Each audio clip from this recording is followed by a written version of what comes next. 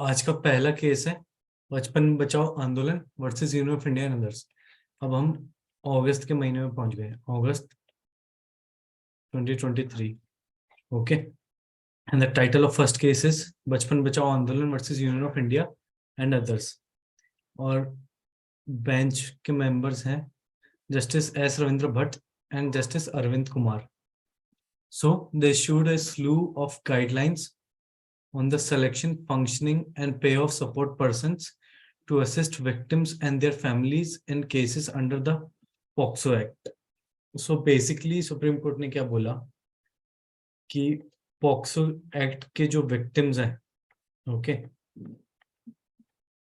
को जो भी सपोर्ट करता है, जैसे कोई एनजीओ हो गया या फिर कोई भी और इंसान, ठीक है, तो वो जो सपोर्ट कर रहा है तो उसके लिए गाइडलाइन निकाली, ठीक है, सुप्रीम कोर्ट ने, कि सिलेक्शन कैसे होगा उन सपोर्ट पर्संस का, फंक्शनिंग कैसे होगी और उनको पे कैसे किया जाएगा to assist the victims and their families. Okay, अब आगे देखते हैं। सो ये बेसिकली हमारा रेशो हो गया, ये हमने समझ लिया कि ये रेशो क्या कहता है। नाउ अब आगे देखते हैं। So the court directed the state of Uttar Pradesh follow section 39 of the POCSO Act, mandating states to frame guidelines for use by NGOs and professionals to provide trial and pre-trial assistance to survivors. However, the court also indicated that such rules should be framed by all states under the supervision of National Commission for Protection of Child Rights, NCPCR. Okay. So court ने section 39 POCSO act के under, ठीक है, तो section 39 POCSO act कहता है कि states have the power to frame guidelines on as to how NGOs and professionals that provide trial and pre trial assistance to survivors of POCSO act, उनको मतलब ये जो गाइडलाइंस सुप्रीम कोर्ट ने बोली थी उसी गाइडलाइंस के बारे में बात होती है। सो ये सेक्शन 39 के बारे में पता चल गया हमें पॉक्सो एक्ट, ओके, कि उसमें क्या बोला गया। अब इसके अंडर, ठीक है, सुप्रीम कोर्ट ने बोला, स्टेट ऑफ उत्तर प्रदेश को डायरेक्ट किया दैट वो गाइडलाइंस फ्रेम करें। हाउएवर कोर्ट ने ये भी इंडिकेट किया कि ये जो रूल है ये अब एक एक करके वो डायरेक्ट नहीं करेगा, बाकी स्टेट्स को भी ये rules and regulations and guidelines frame करना चालू कर देना चाहिए। ओके, एंड ये जो वो फ्रेम करेंगे it would be under the supervision of NCPCR, national commission for protection of child rights. NCPCR का फुल फॉर्म पूछ लिया जाए तो national commission for protection of child rights. Okay, the court further underscored that in POCSO cases the ordeal of survivors is often aggravated by the lack of support and hand holding in the days that follow. Such support is required if true justice is to be meted.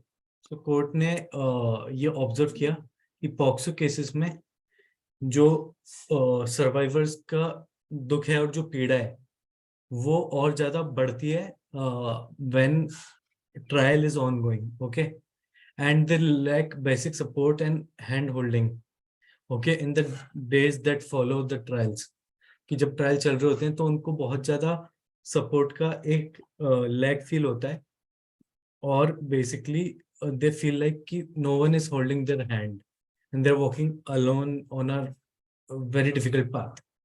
So इसलिए such support is required if true justice is to be served or if true justice has to be dispensed.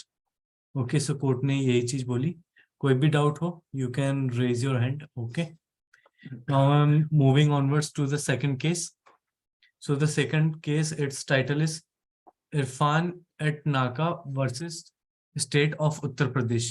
Okay, so a 3-judge bench of justices, इसमें 3-judge division bench है and bench के part थे justice B.R. Gavai, justice J.B. Pardiwala and justice Prashant Kumar Mishra.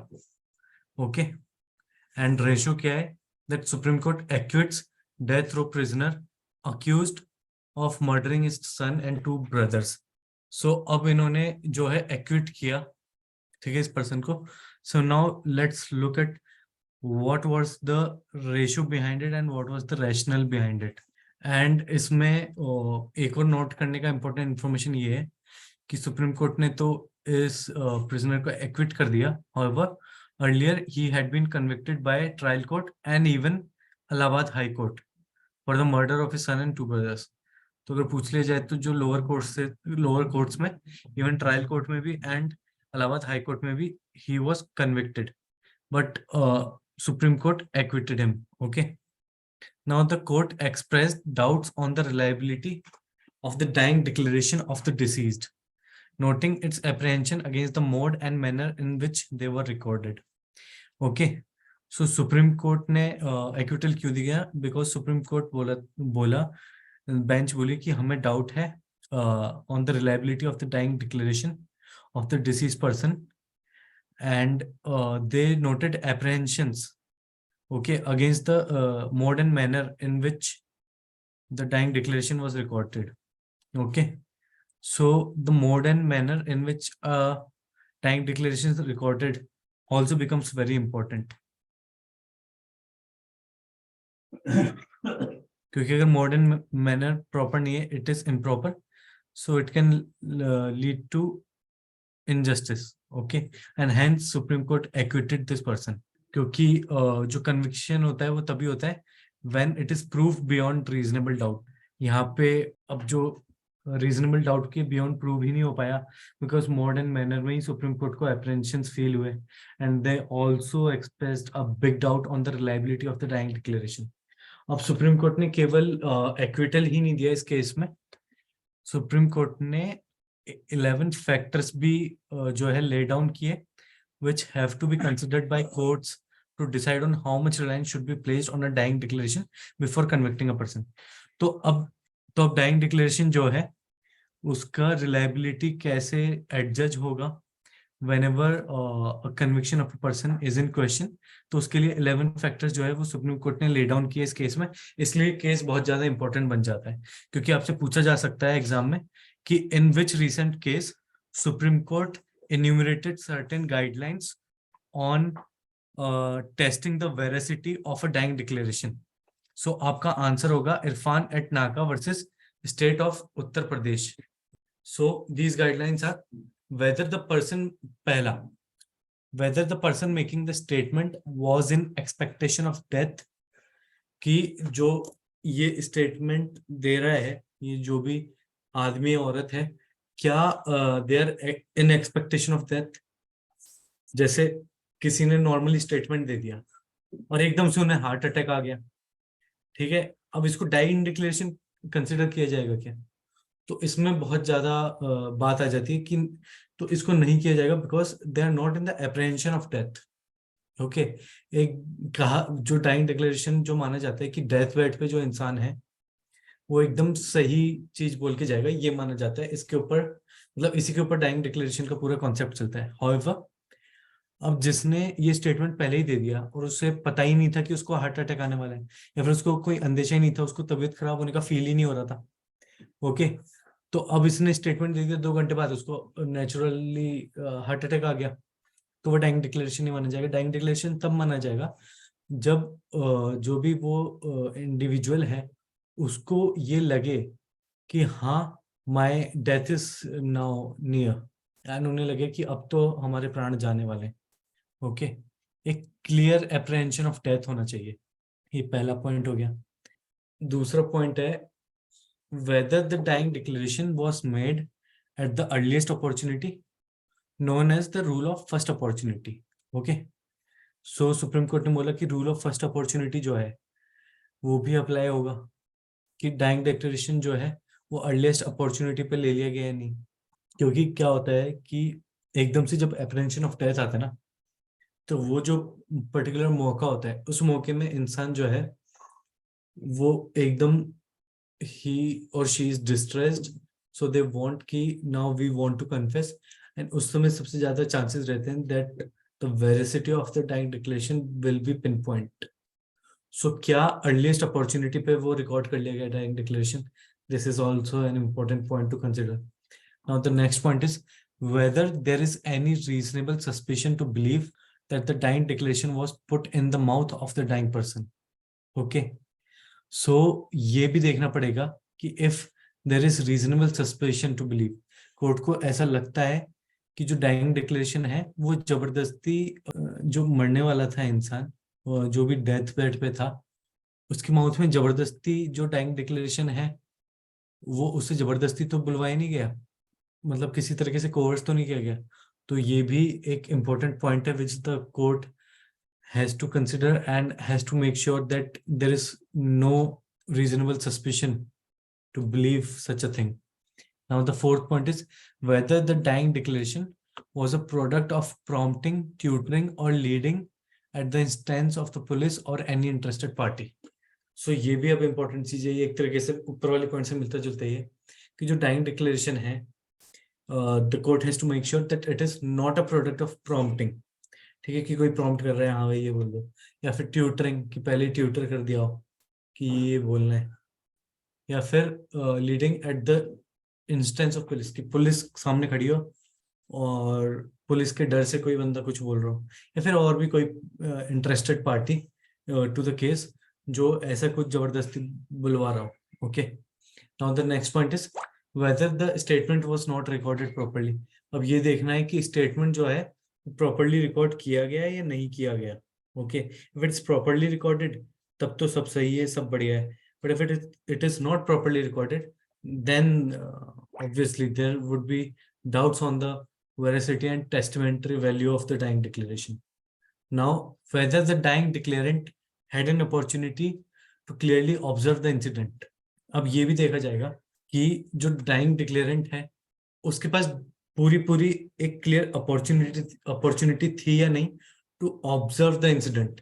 ठीक है, जैसे किसी का murder किसी ने किया और वो उसने देखा पर वो उसने ढंग से नहीं देखा और उसने अपने डाइंग डिक्लेरेशन दिया.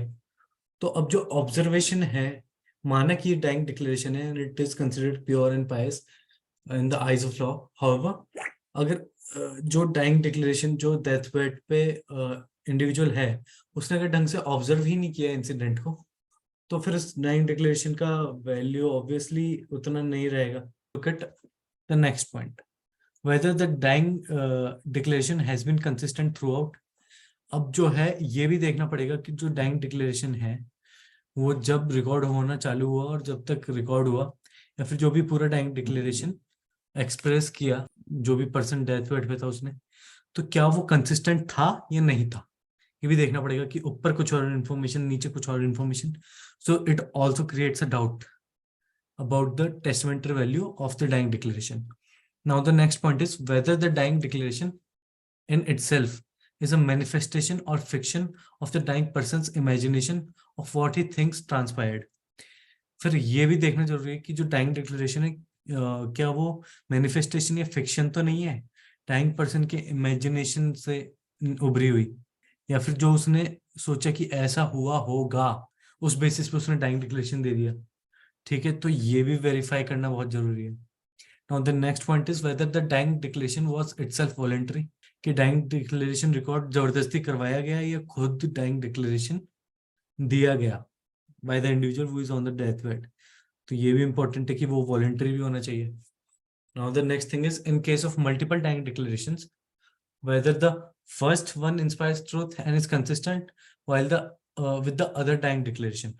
तो अगर मल्टीपल टाइम डिक्लेरेशंस हैं उसमें जो पहला वाला है क्या वो बाकी के साथ कंसिस्टेंट है और उसमें जो फैक्ट्स हैं क्या ट्रू निकल के आते हैं when you test it with other dying declaration. तो ये भी देखना जरूरी है in the case of multiple dying declarations. Now whether as पर the injuries it would have been impossible for the deceased to make a dying declaration. ठीक है, सो अब ये देखना पड़ेगा कि जैसे किसी की दिमागी चोट है या किसी भी तरह की चोट है जिसकी वजह से जो एकदम क्लियर डाइंग डिक्लेरेशन का जो रिकॉर्डिंग है वो अफेक्ट हो रहा है, तो ऐसे केस में जो है डाइंग डिक्लेरेशन सही नहीं माना जाएगा. तो ये केस टू केस डिपेंड करेगा and the courts who base their convictions on dying declaration they have to consider these 11 guidelines without any fail. Okay, now the next case is Central Bureau of Investigation versus Narottam Dhakad and another. So the bench in this case comprises of Justice Abhay S. Oka and Rajesh Bindal. Okay, and bench observed that there is, पहले तो ratio देख लेते हैं main highlight में, translated copy of chargesheet need to be supplied only if both accused and advocate not conversant with language used, said the Supreme Court. So Supreme Court ने बोला कि जो चार्जशीट है उसकी ट्रांसलेटेड कॉपी पे उन्होंने कुछ कंडीशंस लगा दी, और कंडीशंस ये थे कि जो अक्यूज्ड है वो एंड एडवोकेट, जब ये दोनों ही नॉन कंजर्वेंट है in the language of the chargesheet, तो फिर ट्रांसलेटेड कॉपी जो है चार्जशीट की वो सप्लाई हो सकती है, अनटिल अनलेस ये जो दो क्राइटेरिया है ये मीट नहीं हो रहे, तब तक ट्रांसलेटेड कॉपी जो है वो supply, translated copy of chargesheet वो सप्लाई नहीं की जाएगी। सो ये central bureau of investigation CBI versus Narottam Dhakad नगर में बोला गया। और जो इसमें बेंच थी, it comprised of justice Abhay Oka and justice Rajesh Bindal, and इन्होंने ऑब्जर्व किया कि कोई भी specific, that there is no specific provision in the CRPC requiring the investigating agency to file a charge sheet under section 173 in the language of the court determined under section 272 of CRPC. The court further said that a translated copy of the charge sheet needs to be supplied only if the accused and his lawyer are not conversant with the language used in the charge sheet. Pertinently, the court said that filing of charge sheet is a language which the accused does not understand will not be a ground to claim default bail. और supreme court ने ये भी बोल दिया कि जो language chargesheet अगर ऐसी लैंग्वेज में जो अक्यूज नहीं समझता है तो ये कोई ग्राउंड नहीं बनेगा उसका बेल लेने का। Now let's look at the next case. Okay, case title is Raju versus state of Bihar and others, and highlight क्या है इस केस की, that the Supreme Court lays down factors to decide on remission, says trial judge opinion should not be mechanically followed.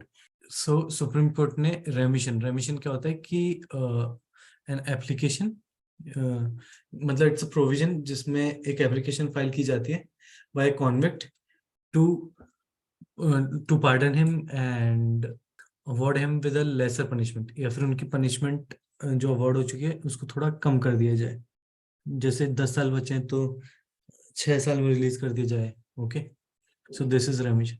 Now इसमें bench कौन कौन comprise करता है bench में, S Ravindra Bhatt, justice S Ravindra Bhatt and justice Prashant Kumar Mishra, and the bench highlighted the importance of holistically considering applications for premature release or remission of eligible convicts and laid down factors to guide such decisions. So ये remission के जो decisions हैं या फिर premature release है उसके लिए कुछ factors lay down किए सुप्रीम कोर्ट ने। So the court laid down the following factors for the remission board or the government to consider while deciding on remission pleas. So देखते हैं ये हम, potential of the convict is to commit crimes in the future. So पहला है potential of convict to commit crimes in future. तो अगर potential है convict का कि वो आगे crime commit कर सकता है तो obviously remission नहीं मिलेगा। दूसरा socio economic conditions, कि क्या जो socio economic conditions है वो सही है, क्योंकि in most of the cases अगर socio economic conditions remission के बाद सही नहीं होगी तो कहीं ना कहीं वो मजबूर होगा to involve in crimes once again for a bailout. Now age, अब एज भी देखी जाएगी कि जनरली जैसे 50 के माना जाता है कि 50 के ऊपर का जो बंदा है, ओके, अब they are well settle down, जो एक नेगेटिव एनर्जी थी वो काफी हद तक कम हो गई होगी। तो मतलब ऐसे अलग अलग आप रैशनल्स निकाल सकते हैं कि ऐसे बोल सकते हैं कि जो यंग है वो भी अपने आप को रिफॉर्म कर सकता है, वो भी अपना करियर सेटअप कर सकते हैं। तो ऐसे अलग अलग कंसिडरेशंस हैं जो केस टू केस डिपेंड करेगा, बट ये भी एक क्राइटेरिया एज भी। स्टेट ऑफ हेल्थ, की हेल्थ कैसी है, कोई बहुत क्रॉनिक डिसीज जो है, मतलब फॉर एग्जांपल किसी को कैंसर हो जाता है तो कोर्ट ये सोच सकती है या फिर रेमिशन बोर्ड ये सोच सकता है कि अब इनके जो आखिरी के दिन है वो कम से कम थोड़ा अच्छे से निकल जाए। ओके, फैमिलियल रिलेशनशिप्स, कि कोई बहुत डायर नीड में है, जैसे किसी की 5-6 साल की बच्ची और वो मतलब अकेले गार्जियन है जो भी कन्विक्ट है, ओके, तो उसमें भी रिमिशन दे सकती है कोर्ट जो है। फॉर एग्जाम्पल, किसी की मदर जेल गई बट उनके फादर ध्यान रख रहे हैं बच्चे का, ओके, और फादर की भी डेथ हो गई, उन्होंने 5 साल काट लिए, इनकी 7 साल की जेल हो रही है, तो रेमिशन बोर्ड में अप्लाई करें तो क्या पता रेमिशन बोर्ड इस चीज को कंसिडर करके उनको रेमिशन दे दे। The possibility of re integration, integration किससे? सोसाइटी से, सोसाइटी से री इंटीग्रेट कर सकता है इंडिविजुअल नहीं। और the extent of earned remission, कुछ और चीजें, post conviction conduct including but not limited to, जब उनको कन्विक्ट कर लिया गया तो उनके पास उसके बाद जो है उनका कंडक्ट कैसा रहा। अब इसमें सारे फैक्टर्स हैं, including but not limited to, और भी इसके अलावा फैक्टर्स हो सकते हैं।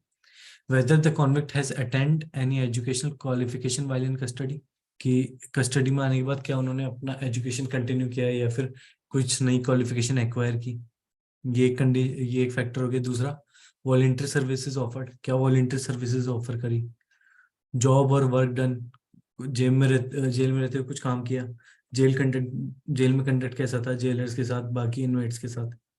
Whether they were engaged in any socially aimed और प्रोडक्टिव एक्टिविटी, कोई सोशली एम्ड या फिर कोई प्रोडक्टिव एक्टिविटी का पार्ट थे या नहीं। And the overall development as a human being, और as a human being overall development क्या था। एंड ये आखिरी जो फैक्टर है ये, whether there remains any fruitful purpose of continued incarceration, कि अगर कंटिन्यूड जेल मतलब रेमिशन प्रोवाइड नहीं करना और पनिशमेंट में रखना है तो क्या उसका कोई फ्रूटफुल पर्पस है। जैसे कोई 70 साल के आसपास का हो चुका है ना, और उनको money related crime, share market related crimes के लिए जेल में डाला गया था। अब 70 साल की उम्र हो गई है और ऐसा लगता है कि now he has no energy left, तबीयत भी बहुत खराब रहती है, तो अपने आखिरी के दिन ढंग से गुजार लें। तो ये भी है कि जेल में अब रखा जाएगा तो जेल में रखने का कुछ पर्पस भी है या नहीं। Now let's look at the next case, इलवर्सन वर्सेस इलवर्सन वर्सेस सुपरिटेंडेंट ऑफ पुलिस, अगस्त 2023 का ये केस है, okay. Now let's look at the main highlight of the case.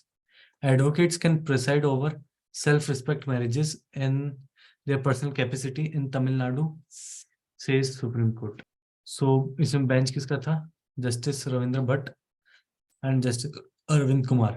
And the bench observed that there was no blanket ban on advocates solemnizing self-respect marriages in their personal capacity as per Section 7A of the Hindu Marriage Act, which is an amendment inserted by the Tamil Nadu government. Okay, so Tamil Nadu government ने एक amendment insert कर रखा है in the Hindu marriage act, और वो है section 7A के under, जिसमें सेल्फ रिस्पेक्ट मैरिजेस की बात की है। एंड उसमें ये है कि उसको कोर्ट में रजिस्टर करने के लिए कुछ विटनेसेस होने चाहिए। Now the supreme court has stated, इसी सेक्शन में ये जो विटनेसेस की रिक्वायरमेंट है उसके रिगार्ड में, कि अपने पर्सनल कैपेसिटी में अगर कपल को जानते हैं और अगर वो प्रोफेशनल कैपेसिटी में एक्ट नहीं कर रहे हैं तो ऑफिसर्स ऑफ कोर्ट हैं और जो लॉयर्स हैं वो अपने आप को एज विटनेस शो कर सकते हैं self respect marriages, and they can aid in performing marriages under section 7A of Hindu marriage act, okay. So the apex court's ruling in effect paves way for self-respect marriages in Tamil Nadu to continue taking place in advocates offices. तो advocates के जो offices हैं उसमें ये जो self-respect marriages होती हैं तो they want कि ये continue होती रहे, okay. Now let's look at the next case, Mukesh Singh versus State and City of Delhi, okay. तो let's look at the main highlight of the case. Test identification parade not violative of Article 20 Clause 3 of Constitution. Accused cannot refuse to join TIP. तो supreme court ने सीधा सीधा बोला कि self incrimination, right against self incrimination जो है article 20 clause 3 के अंदर, उसको जो है टेस्ट आइडेंटिफिकेशन परेड ट्रांसग्रेस नहीं करता है, वायलेट नहीं करता है। और बेंच के पार्ट थे जस्टिस MM सुंदरेश और justice JB Pardiwala, and the bench held that the conduct of test identification parade is not violative of Article 23 of the Constitution, क्योंकि उसमें कहीं भी सेल्फ इंक्रिमिनेशन का सवाल नहीं है, इंक्रिमिनेशन हो सकता है बट सेल्फ इंक्रिमिनेशन नहीं हो सकता। The court said that an accused can not resist subjecting himself to the TIP on the ground that he can not be forced और कोएस्ड फॉर द सेम। क्योंकि इसमें test identification parade में बाकी जो witnesses वगैरह हैं वो अपने ऑब्जर्वेशन जो हैं रिकॉर्ड करवाते हैं। ओके, सो इसमें सेल्फ इंक्रिमिनेशन होने का चांस ना के बराबर है। It also noted that section 54A of the CRPC provides for identification of arrested persons where it is considered necessary for the purpose of investigation by the officer in charge of police. तो basically TIP से अगर identification हो रहा है arrested person का तो section 54A के अंदर ये किया जा सकता है, ये प्रोवाइडेड है सीआरपीसी की सेक्शन 54 में। तो ये पैराग्राफ भी अच्छे से आप पढ़िएगा रिवीजन करते वक्त। And the court also said that the said provisions empowers the court on the request of the officer in charge of a police station to direct for placing the accused for a TIP. Okay, so इस provision के अंदर TIP के लिए produce किया जा सकता है accused को।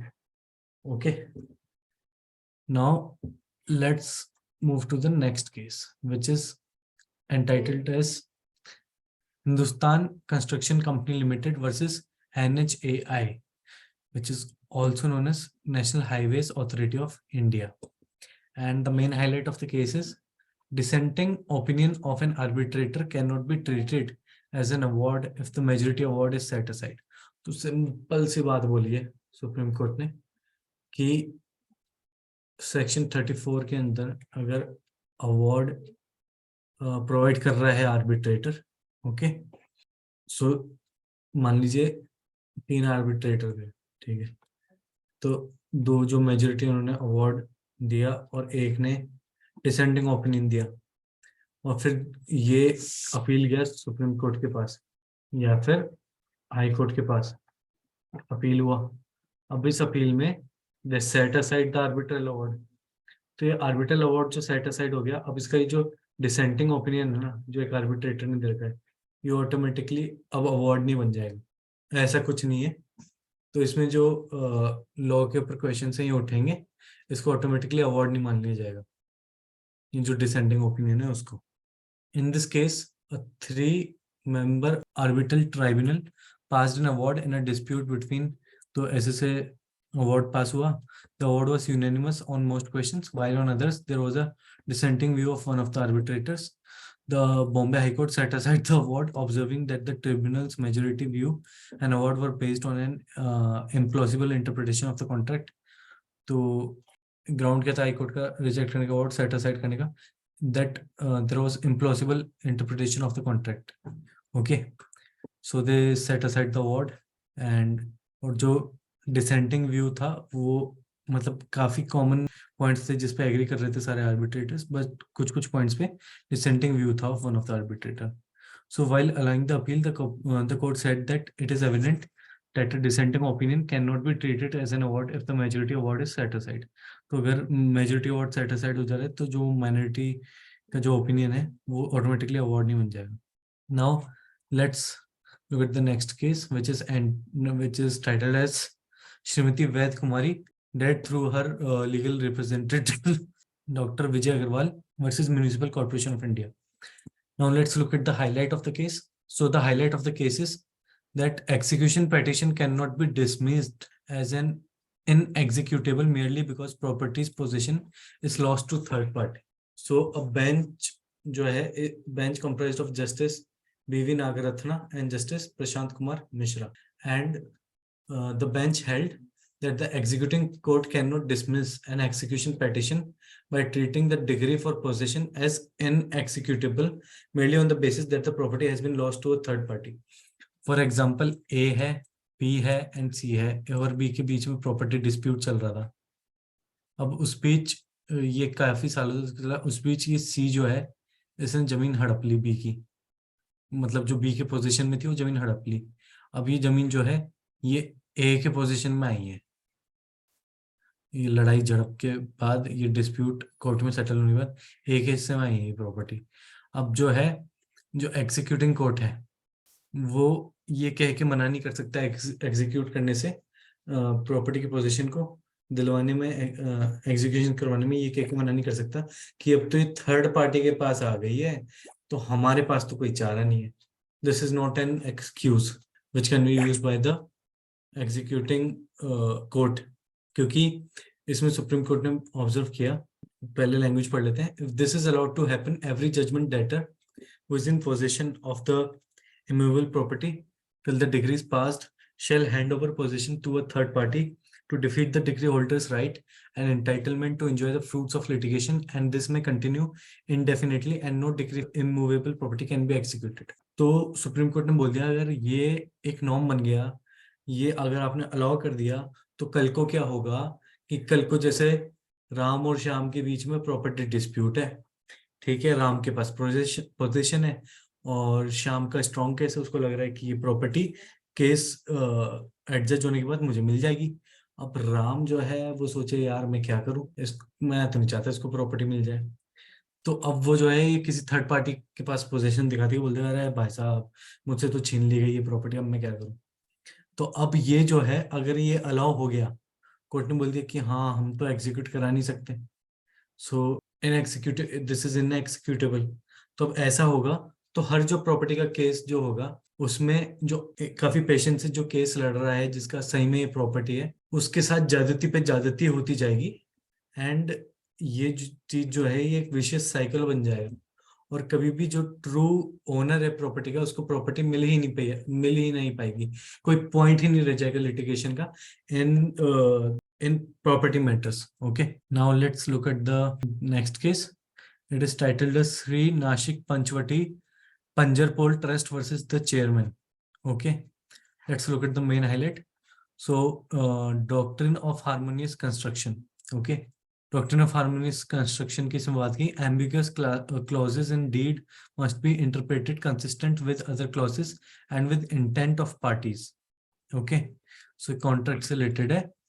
इसमें बेंच जो है वो थी जस्टिस बेला एम त्रिवेदी की एंड जस्टिस दीपांकर दत्ता की, and the bench applied the doctrine of harmonious construction. So doctrine of harmonious construction apply की इन केस किससे रिलेटेड था, related to ambiguity in consent terms between parties recorded by the high court in relation to an award in a land acquisition matter.